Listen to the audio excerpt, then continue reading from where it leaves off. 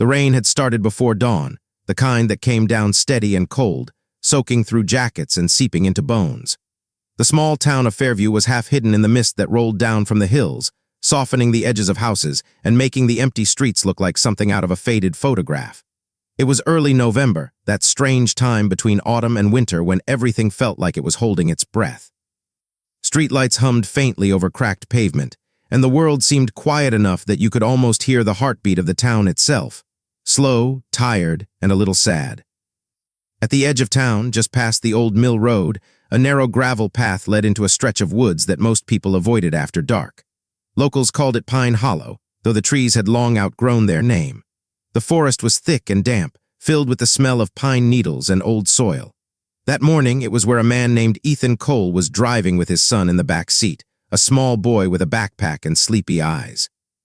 Ethan wasn't supposed to be out there that early, but life rarely followed any plan anymore. Since his wife had died 3 years ago, he had been doing his best to raise his 8-year-old son, Mason, on his own. Between his shifts at the hardware store and school drop-offs, his days were a blur of exhaustion and quiet hope that things would one day feel normal again. Ethan had always been the kind of man who kept to himself.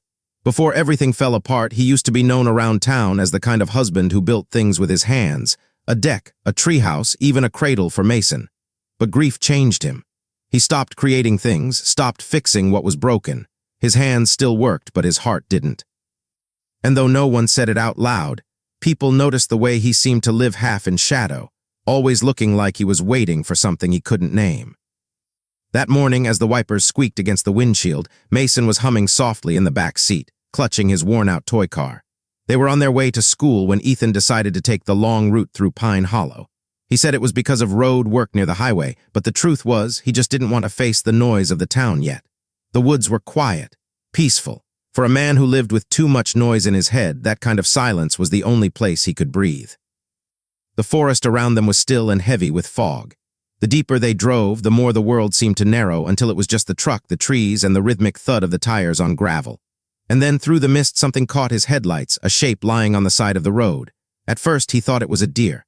There were plenty of them around this time of year. But as he slowed down, the shape didn't move. It wasn't the right size either. Smaller, human.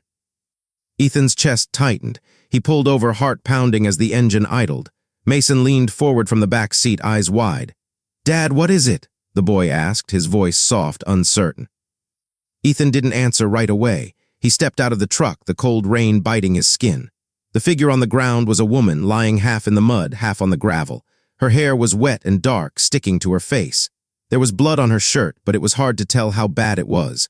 A gun lay just inches from her hand. It took Ethan a moment to see the badge clipped to her belt. She was a cop. He froze, unsure what to do. He hadn't seen a uniform up close since the night his wife died, when the police came to his door to tell him the drunk driver who hit her wouldn't face jail time. That night had burned something into him, a kind of quiet resentment he couldn't shake. But now, staring down at this woman, bleeding and gasping for breath, all he could think was that she was going to die if he didn't help. He knelt beside her, hands trembling. Her lips were pale, her breathing shallow. She tried to speak, but only managed a hoarse whisper. "Help me!" Her eyes flickered open for a second, glassy and filled with pain. Ethan grabbed his phone, but the signal was gone, dead zone, just like most of Pine Hollow. He looked back at Mason in the truck, then at the woman again. She wasn't just hurt, she'd been shot. He pressed his hand gently against her side, trying to stop the bleeding, though he knew he wasn't doing much good. She winced but didn't push him away. Her other hand twitched toward the gun, and Ethan quickly kicked it aside without thinking. "Don't move," he said softly, unsure if she even heard him. "Just hang on." The rain kept falling, washing blood into the dirt. Somewhere deeper in the woods, a crow cried out, sharp and lonely. Back in town, the day was beginning like any other. The police station sat near the edge of Main Street, a squat brick building with flickering lights and a leaky roof. The morning shift was just starting when the desk sergeant noticed that one of their officers hadn't checked in. Officer Laura Kinsey, 32 years old, 7 years on the force, known for being stubborn and fearless. She'd been working a late shift, following up on a lead connected to a drug case that had been haunting the department for months. She was supposed to report in at sunrise. She never did. No one knew yet that she was lying miles away, bleeding in the rain with a stranger kneeling over her. For now, the station buzzed with the dull rhythm of routine, coffee brewing, paperwork stacking, officers trading quiet jokes about the weather. But beneath it all, something felt off. The chief felt it first, that strange sense that the day was about to turn. There was a storm coming, and not the kind you could see in the clouds. Back on the road, Ethan finally made a decision. He couldn't wait for help. He slid his arms under Laura's shoulders and lifted her, feeling how cold she was already.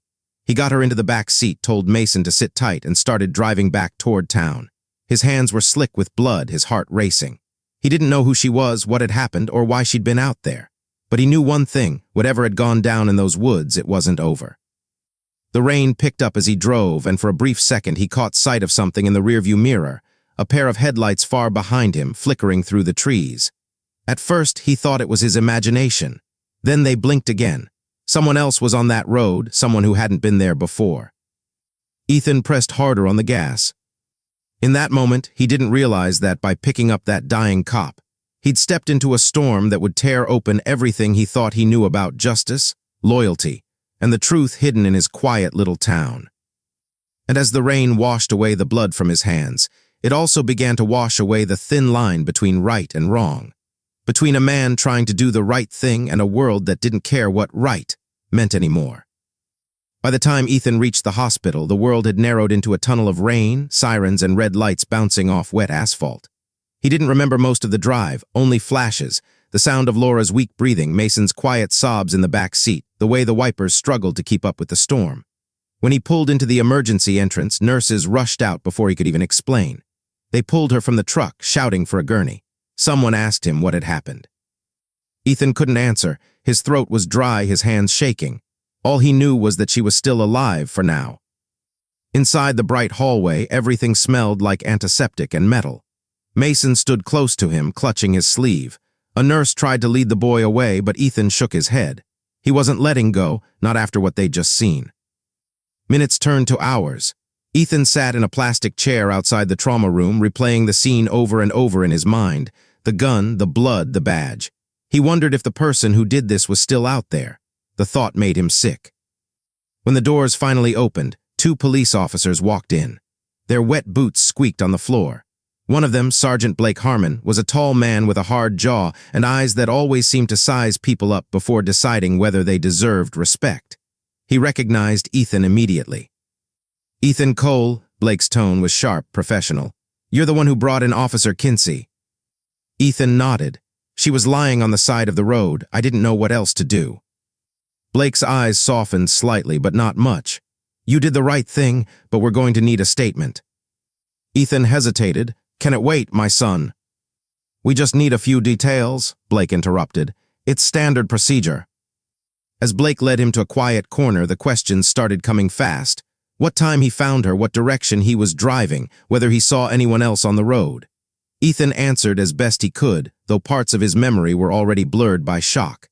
When he mentioned the pair of headlights following him, Blake's expression tightened. He jotted something down in his notebook but didn't comment. "Officer Kinsey's in surgery," Blake said finally. "If she makes it, she'll be able to tell us more." "If," Ethan repeated quietly. Blake looked away. "We're doing everything we can." That night, the town of Fairview buzzed with whispers. Word spread quickly that one of their own had been found shot in the woods. It wasn't the kind of place where violent crimes happened often, and when they did, people took it personally. At the diner, locals argued about what could have happened. Some said it was a drug bust gone bad. Others claimed it was revenge for an arrest she'd made months back. No one knew the truth. Ethan tried to sleep, but every time he closed his eyes, he saw her face. The way her hand had trembled when she tried to reach for the gun, the fear in her voice. Something about it didn't feel random. By morning, 2 detectives were already combing through the woods near Pine Hollow. They found tire tracks, boot prints, and a patch of blood where Laura had fallen.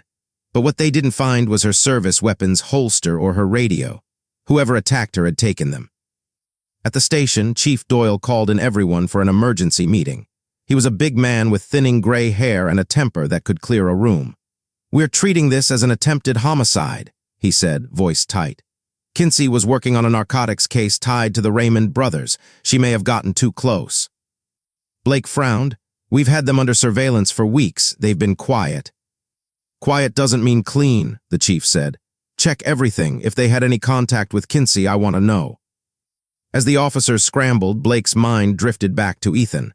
Something about the man didn't sit right. Not that he suspected him, at least not yet, but there was something in his eyes that morning, something haunted. Blake knew that look.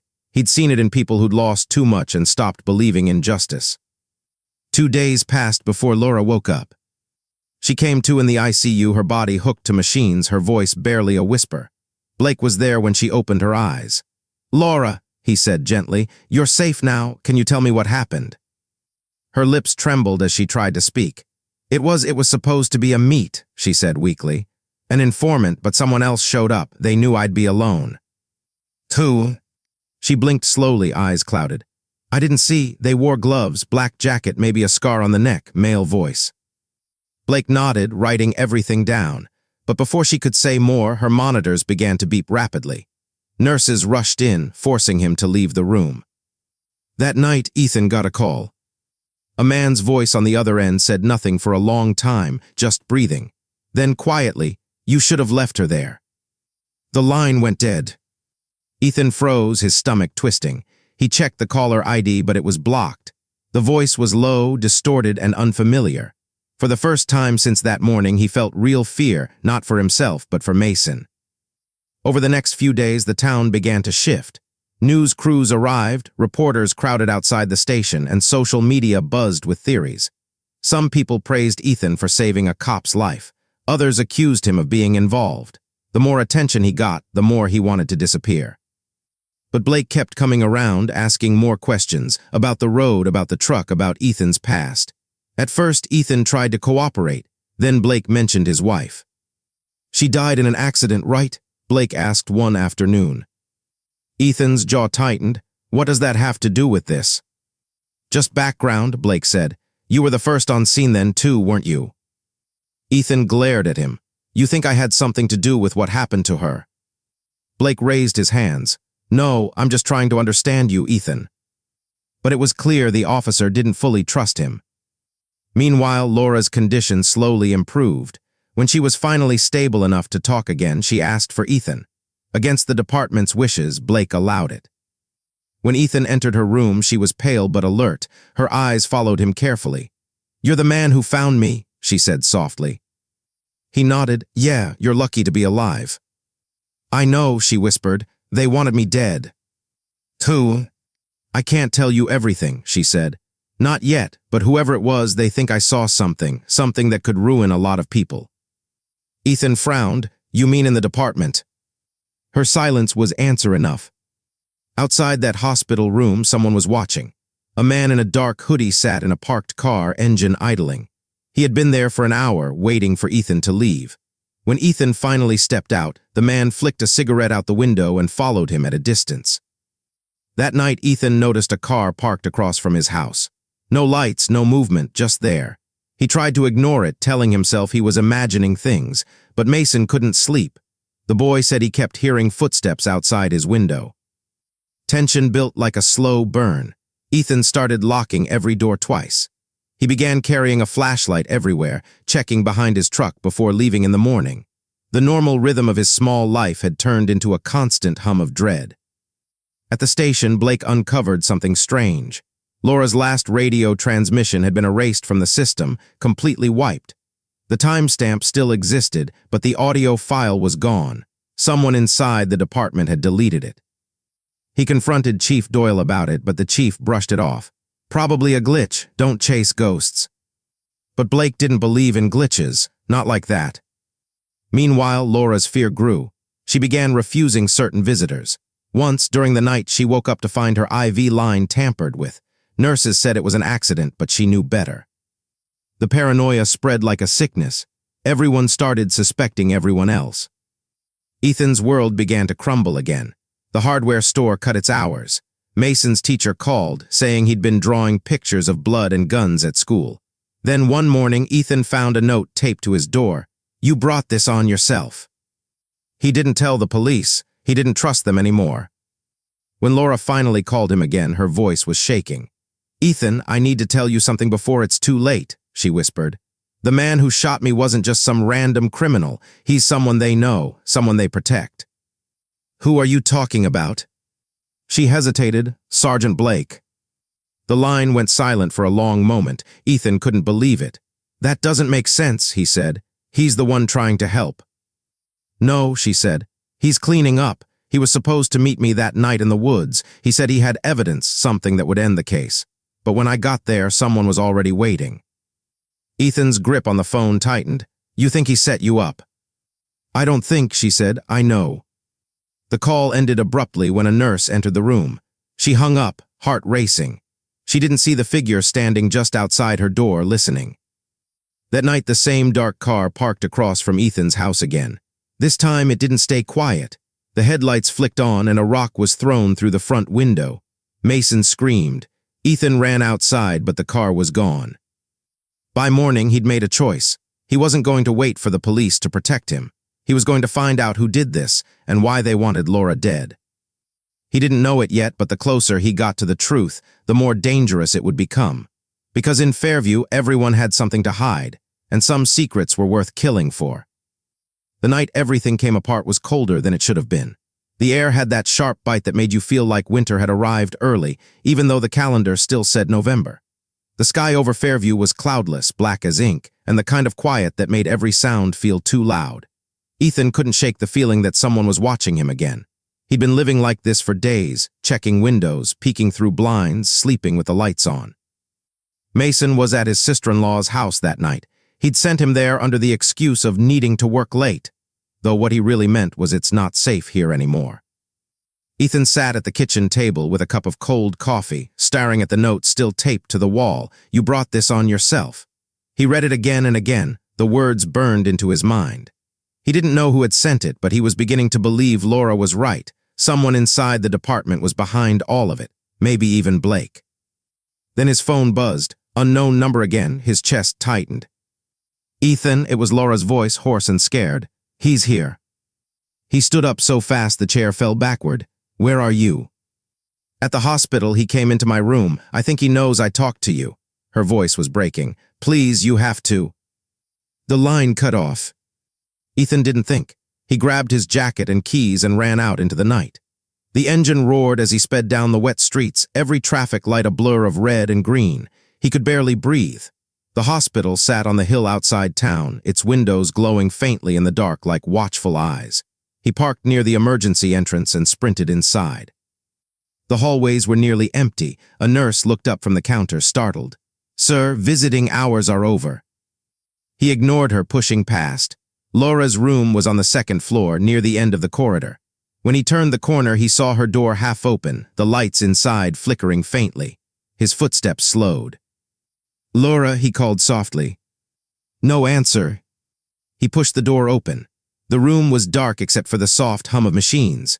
Laura was sitting upright in bed, trembling, her eyes darting toward the shadow in the corner. Then Ethan saw him.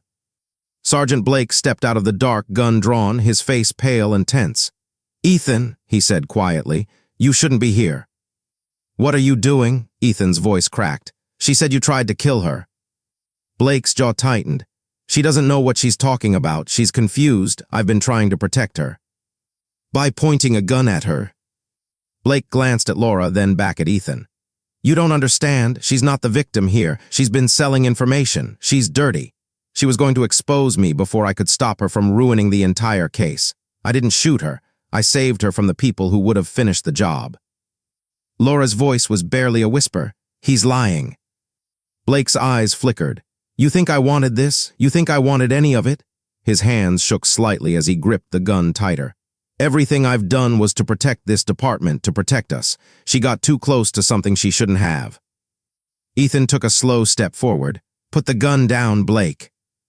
Don't move, Blake snapped. His voice cracked under the strain. You don't know what you're talking about. Laura's monitors beeped faster. The tension in the room was suffocating. Ethan could feel the sweat on his palms, the pounding of his heart in his ears. He could see Blake's finger trembling on the trigger, his eyes glassy with something between guilt and panic. I didn't mean to hurt her, Blake said suddenly, voice breaking. It was supposed to be a scare, just a warning, but she wouldn't stop digging. Laura let out a shaky breath. You shot me, Blake. You left me to die. His expression twisted. I came back for you, but you were gone. Someone else found you first. His eyes darted toward Ethan. You ruined everything. The silence between them broke like glass. Blake raised the gun. Ethan lunged forward. The gunshot echoed down the hallway, loud, deafening, a crack of thunder that froze the world in place. For a split second, no one moved. The sound bounced off the walls, a single sharp reminder of what couldn't be undone. Ethan stumbled backward, breath caught in his throat. Blake dropped the gun, staring at his own hands as if they belonged to someone else. Laura was crying, pressing her hand against her shoulder, blood seeping through her hospital gown again. You shot her again, Ethan said, his voice hollow. You. Blake's face twisted into horror. No, I didn't mean. He dropped to his knees beside the bed, reaching out. Laura, I'm sorry, please. Ethan grabbed the gun off the floor and pointed it at him. Stay away from her. Blake looked up, eyes wide. You think you're any different? You think you can just play hero? Ethan's hands were shaking. I'm not letting you kill her. I already told you I didn't want to. Blake's voice cracked with something desperate, almost childlike. You don't know what happens if this gets out. The chief, he was in on it. The whole damn department, the drugs, the payoffs, they made me take the blame. She was going to talk and they sent me to stop her. The hallway outside was filling with footsteps. Shouts. Nurses, security, the sound of running boots. Blake looked toward the door, panicked. If they come in here now, I'm dead. You should have thought about that before you pulled the trigger, Ethan said quietly. Blake lunged. Ethan fired. The second gunshot was louder than the first, a raw explosion that left his ears ringing. Blake fell hard, his body hitting the tile with a dull thud. For a moment, the world stopped moving. The smell of gunpowder filled the air. Laura's monitors screamed in alarm. Ethan stared down at what he'd done, the gun still warm in his hand. Blake lay motionless, eyes open, blood pooling beneath him. Ethan's hands trembled and the gun slipped from his grip, clattering to the floor. The door burst open. Officers flooded in, shouting commands, guns raised. Ethan froze, his mind blank. He tried to speak, but the words wouldn't come. It's not what it looks like, he finally managed to whisper, but his voice sounded far away, like it belonged to someone else. Two officers tackled him to the ground. The cold tile pressed against his face, his arms wrenched behind his back. He could still hear Laura calling out weakly, "Stop!" He was trying to help. But her voice was drowned out by the chaos. Blood smeared across the floor. The sirens from the monitors blended with the shouting until everything turned into one long, indistinct sound, like the world itself was unraveling. Outside, snow had started to fall.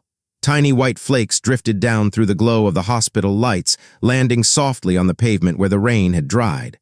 The first signs of winter, the kind that made everything look peaceful even when it was. As they led Ethan down the hallway in handcuffs, his thoughts drifted to Mason. He wondered if his son would ever understand what had happened, that he hadn't gone looking for trouble, that trouble had found him, that he'd tried to do the right thing even when every choice led him deeper into darkness. Behind him, Blake's body was being covered with a sheet. The officers moved quickly, avoiding eye contact. No one wanted to speak about what had just happened, not yet. And in a room that still smelled of blood and fear, Laura Kinsey stared at the ceiling, tears rolling down her cheeks.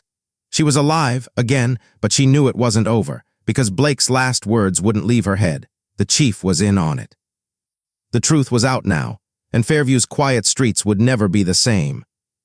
The night after the shooting, Fairview didn't sleep. The small town that had always prided itself on being safe, where everyone knew everyone, suddenly felt unfamiliar, tainted. The news spread faster than anyone could process it, local sergeant dead in hospital shooting. By sunrise, there were satellite vans parked outside the police station, reporters packing in the cold, hungry for details.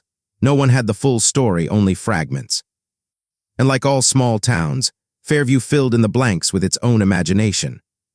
Some said Ethan Cole had snapped, that the single father who once seemed quiet and kind had turned violent. Others said he'd done what the police couldn't, that he'd stopped a corrupt officer from killing again. The truth, for most people, didn't matter. They wanted someone to blame, and Ethan was an easy choice. In the hours after the shooting, Ethan sat in an interrogation room, his wrists still raw from the handcuffs. His clothes were stained with Blake's blood. The bright fluorescent light above him hummed, buzzing like a mosquito he couldn't swat away. Every few minutes the door opened and closed, officers coming in, leaving, whispering behind clipboards, but no one looked him in the eye. Chief Doyle finally entered, his face set like stone.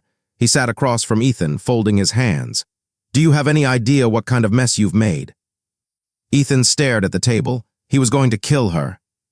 "Sergeant Blake was one of my best men," the chief snapped. "You expect me to believe he just lost it?" "I saw it," Ethan said, voice low. He pointed a gun at her. She was begging for help. Doyle leaned forward. "You shot a cop, Ethan. No one's going to see you as a hero for that." Ethan finally looked up. "He wasn't the cop you thought he was." There was a long silence. Doyle's jaw tightened. He looked like he wanted to say more, but didn't. Instead, he stood and walked out, slamming the door behind him. Through the thin walls, Ethan could hear muffled voices. One of them sounded like Blake's partner, swearing, shouting something about not buying the story. Another voice, calmer, quieter, belonged to a detective from another district. "Let's get the facts before we bury the man's name," she said. Facts, that was the word they kept throwing around. But facts didn't matter when you were sitting alone in a cold room, bleeding, with your life falling apart around you. Meanwhile, in the hospital, Laura lay in recovery again.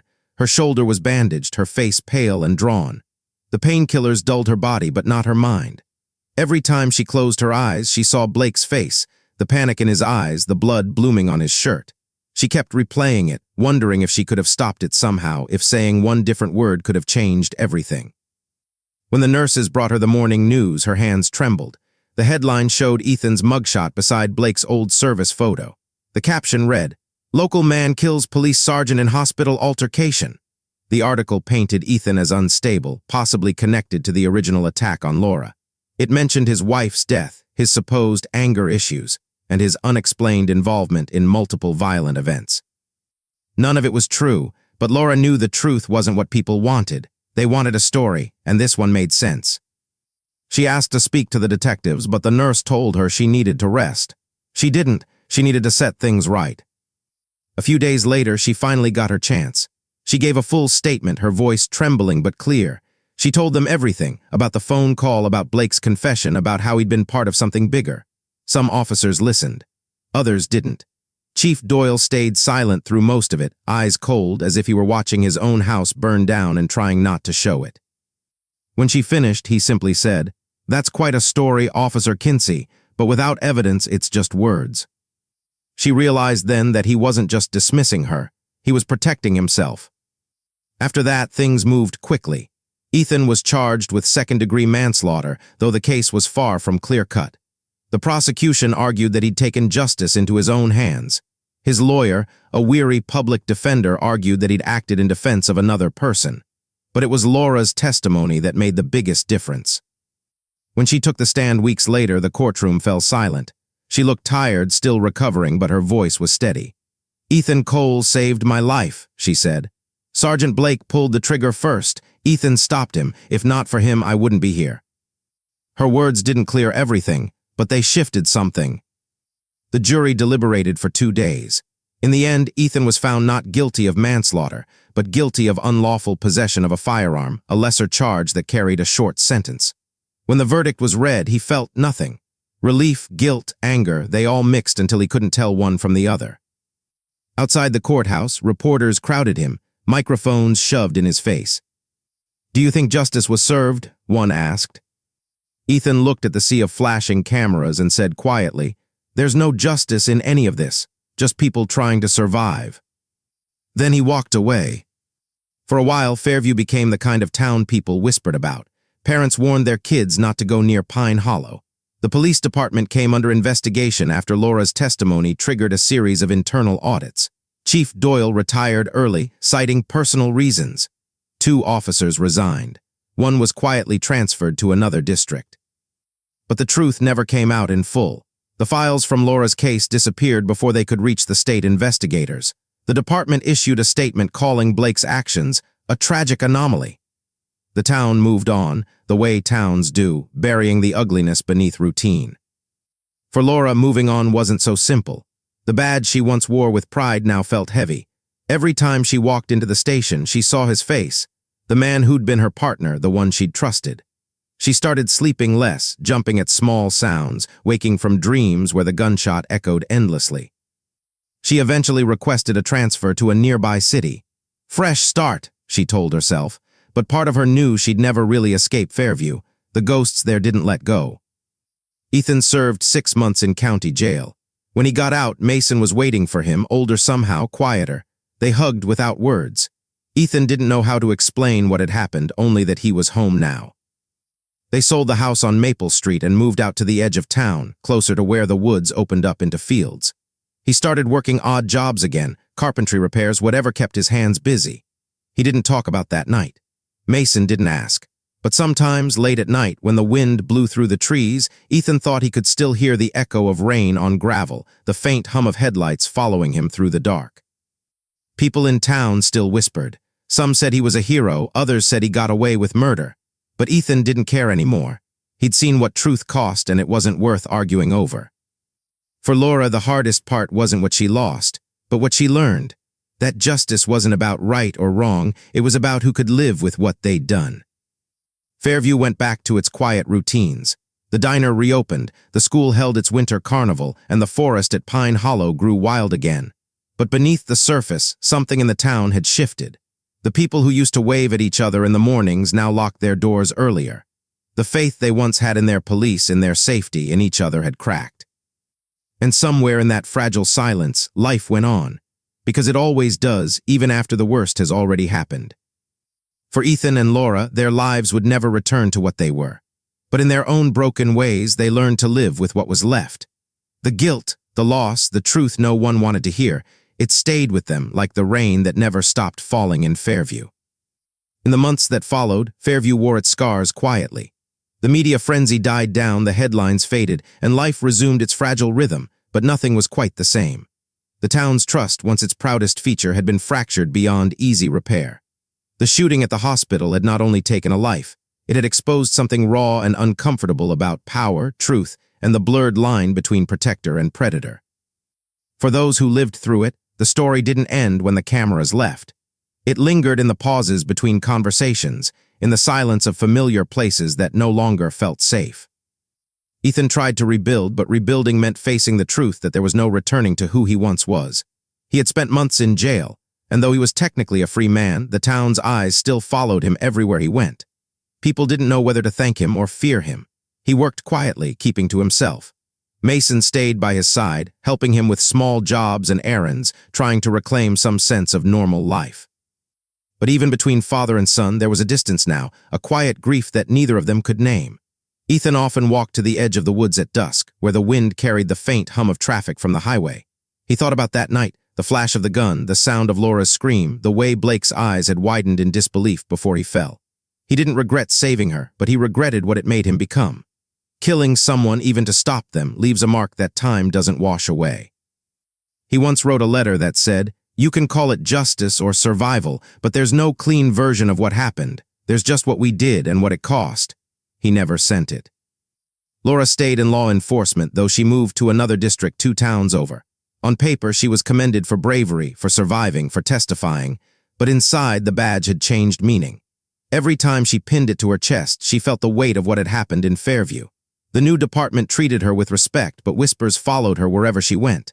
They called her the cop who turned on her own. She tried to ignore it, tried to focus on her work, but there were nights when she'd sit in her car outside her apartment, unable to move, her hands trembling on the steering wheel. Therapy helped slowly, but healing didn't come in neat stages. It came in fragments. She learned to forgive herself for not seeing Blake's corruption sooner. She learned that justice wasn't a single act or a verdict. It was the courage to tell the truth when silence would be easier. Still, even years later, she'd wake up to the echo of that gunshot, heart racing, breath caught in her throat. Survival, she realized, wasn't a victory, it was a responsibility. Chief Doyle's early retirement didn't stop the whispers.